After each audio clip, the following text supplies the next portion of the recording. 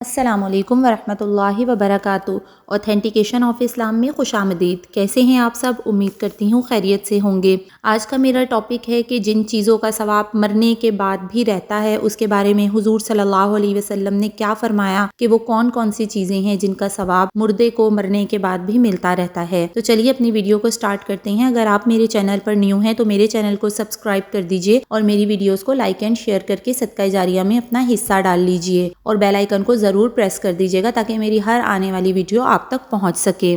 نحمدہ ونصلی علی رسولہ الکریم، فاعوذ باللہ من الشیطان الرجیم، بسم اللہ الرحمن الرحیم۔ اللہ جل شانہ کا کس قدر زیادہ انعام و احسان، لطف و کرم ہے کہ آدمی اگر یہ چاہے کہ مر جانے کے بعد جب کہ اس کے اعمال کا وقت ختم ہو جائے، وہ عمل کرنے سے بیکار ہو جائے، وہ قبر میں میٹھی نیند پڑا سوتا رہے اور اس کے اعمال حسنہ میں اضافہ ہوتا رہے، تو اس کا ذریعہ بھی اللہ جل شانہ نے اپنے فضل سے پیدا فرما دیا ہے۔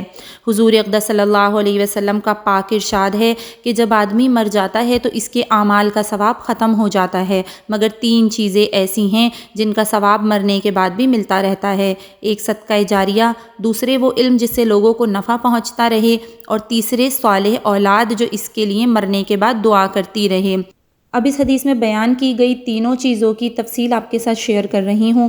حضور اقدس صلی اللہ علیہ وسلم نے ان میں سے تین چیزیں اس حدیث پاک میں ذکر فرمائی ہیں۔ ایک صدقہ جاریہ ہے، یعنی کوئی ایسی چیز صدقہ کر گیا جس کا نفع باقی رہنے والا ہو، مثلا کوئی مسجد بنوا گیا جس میں لوگ نماز پڑھتے رہیں، تو جب تک اس میں نماز ہوتی رہے گی اس کو ثواب خود بخود ملتا رہے گا۔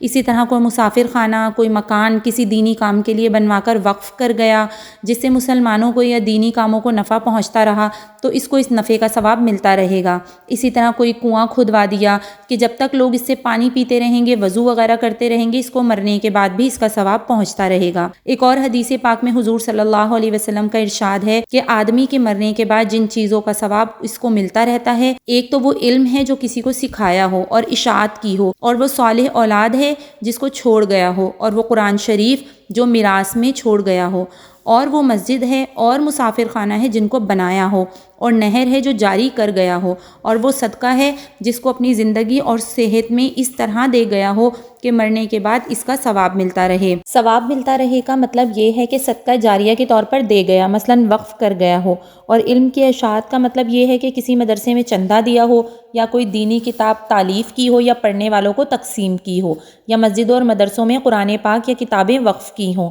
اور ان سب چیزوں میں یہ بھی ضروری نہیں کہ ساری چیزیں تنہا خود ہی کی ہوں، بلکہ اگر کسی چیز میں تھوڑی بہت شرکت بھی اپنی ہو گئی تو بقدر اپنے حصے کے اس کے ثواب سے حصہ ملتا رہے گا۔ دوسری چیز اوپر کی حدیث میں جو ذکر کی گئی، جو پہلی حدیث میں نے بیان کی تھی، وہ ہے علم دین جس سے لوگوں کو نفع پہنچتا رہے۔ مثلا کسی مدرسے میں کوئی کتاب وقف کر گیا، جب تک وہ کتاب باقی رہے گی لوگ اس سے نفع اٹھاتے رہیں گے، تو اس کا ثواب خود بخود ملتا رہے گا۔ ثواب ملتے رہنے کا مطلب یہ ہے کہ صدقہ جاریہ کے طور پر دے گیا، مثلا وقف کر گیا ہو، اور علم کی اشاعت کا مطلب یہ ہے کہ کسی مدرسے میں چندہ دیا ہو، یا کوئی دینی کتاب تالیف کی ہو، یا پڑھنے والوں میں تقسیم کی ہو، یا مسجدوں اور مدرسوں میں قرآن پاک یا کتابیں وقف کی ہوں۔ اور ان سب کے لیے یہ بھی ضروری نہیں کہ ساری چیزیں خود ہی کی ہوں، بلکہ کسی چیز میں تھوڑی بہت بھی شرکت اپنی ہو گئی تو اس کے بقدر اس کے ثواب میں سے حصہ ملتا رہے گا۔ دوسری چیز جو حدیث میں ذکر کی گئی وہ ہے علم دین جس سے لوگوں کو نفع پہنچتا رہے۔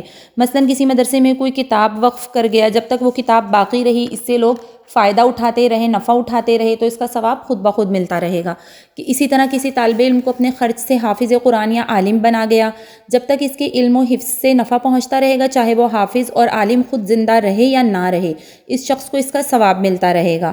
مثلا کسی شخص کو حافظ بنایا تھا، اس نے 10-20 لڑکوں کو قرآن پڑھا دیا اور وہ حافظ اس کے بعد مر گیا، تو جب تک یہ لڑکے قرآن پڑھتے پڑھاتے رہیں گے اس حافظ کو مستقل ثواب ملتا رہے گا، اور اس حافظ بنانے والے کو علیحدہ سے ثواب ہوتا رہے گا۔ اور اسی طرح سے جب تک ان پڑھنے والے لڑکوں کا سلسلہ پڑھنے پڑھانے کا قیامت تک چلتا رہے گا، اس اصل حافظ بنانے والے کو ثواب خود بخود ملتا رہے گا، چاہے یہ لوگ ثواب پہنچائیں یا نہ پہنچائیں۔ کس قدر خوش نصیب ہیں وہ لوگ جن کی کسی بھی قسم کی جانی یا مالی کوشش علم کے پھیلانے میں، دین کی بقا اور حفظ میں لگ جائے کہ دنیا کی زندگی خواب سے زیادہ نہیں، نامعلوم کب اس عالم سے جانا ہو جائے، جتنا ذخیرہ اپنے لیے چھوڑ جائیں گے وہی دیر پا اور کارآمد رہے گا۔ عزیز و اقارب، احباب، رشتہ دار سب 2-4 دن رو کر ہمیں یاد کر کے پھر اپنے مشاغل میں لگ کر ہمیں بھول جائیں گے۔ کام آنے والی یہی چیزیں ہیں جن کو آدمی اپنی زندگی میں اپنے لیے کبھی فنا نہ ہونے والے بینک میں جمع کر کے چلا جائے۔ یہ سرمایہ محفوظ رہے گا اور نفع اس کا قیامت تک ملتا رہے گا۔ تیسری چیز جو اس حدیث پاک میں ذکر کی گئی وہ نیک اولاد ہے جو مرنے کے بعد دعائے خیر بھی کرتی رہے۔ سب سے پہلی بات یہ ہے کہ اولاد کا نیک بنا جانا بھی مستقل صدقہ جاریہ ہے کہ جب تک وہ کوئی بھی نیک کام کرتی رہے گی اپنے آپ اس کا ثواب ملتا رہے گا۔ ایک عورت کا قصہ روز میں لکھا ہے کہ اس عورت کا نام باہیتا تھا، بڑی کثرت سے عبادت کرنے والی تھی۔ جب اس کا انتقال ہونے لگا تو اس نے اپنا سر آسمان کی طرف اٹھایا اور کہا، اے وہ ذات جو میرا توشہ اور میرا ذخیرہ ہے اور اسی پر میری زندگی اور موت میں بھروسہ ہے، مجھے مرتے وقت رسوا نہ کیجیے اور قبر میں مجھے وحشت میں نہ رکھیے۔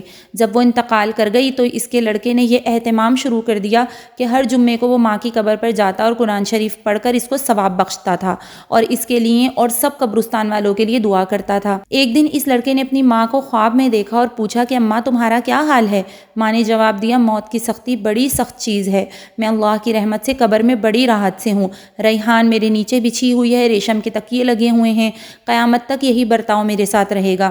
بیٹے نے پوچھا، کوئی خدمت میرے لائق ہو تو کہو۔ اس نے کہا، تو ہر جمعے کو میرے پاس آ کر قرآن پاک پڑھتا ہے، اس کو کبھی نہ چھوڑنا۔ جب تو آتا ہے تو سارے قبرستان والے خوش ہو کر مجھے خوشخبری دینے آتے ہیں کہ تیرا بیٹا آ گیا۔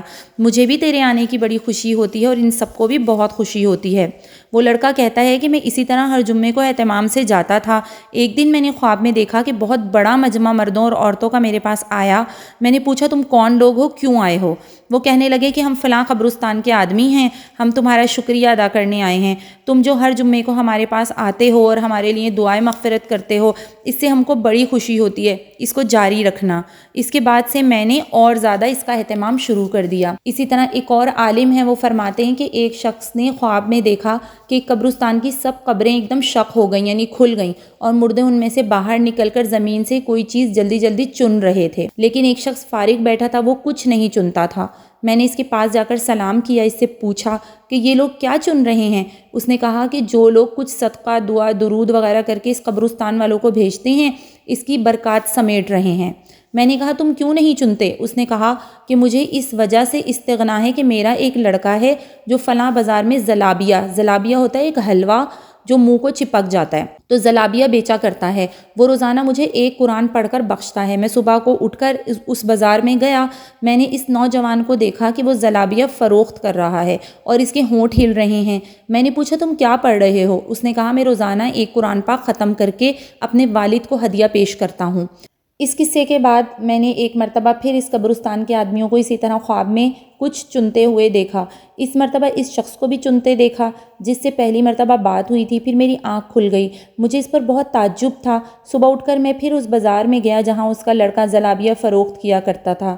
وہاں جا کے پتہ چلا کہ اس کے لڑکے کا انتقال ہو گیا۔ تو دیکھا، نیک اولاد جو ہے وہ دنیا میں بھی راحت و سکون کا باعث ہوگی اور آخرت میں بھی راحت و سکون کا باعث ہوگی۔ اب اس حدیث میں جو 3 چیزیں ذکر کی گئی تھیں، نمبر 1 صدقہ جاریہ، نمبر 2 جو تھی وہ علم جس سے نفع پہنچتا رہے لوگوں کو، اور تیسری چیز تھی نیک اور صالح اولاد۔ تو ان سب کو میں نے تفصیل سے بیان کیا ہے، امید کرتی ہوں کہ آپ کو سمجھ آ گئی ہوگی۔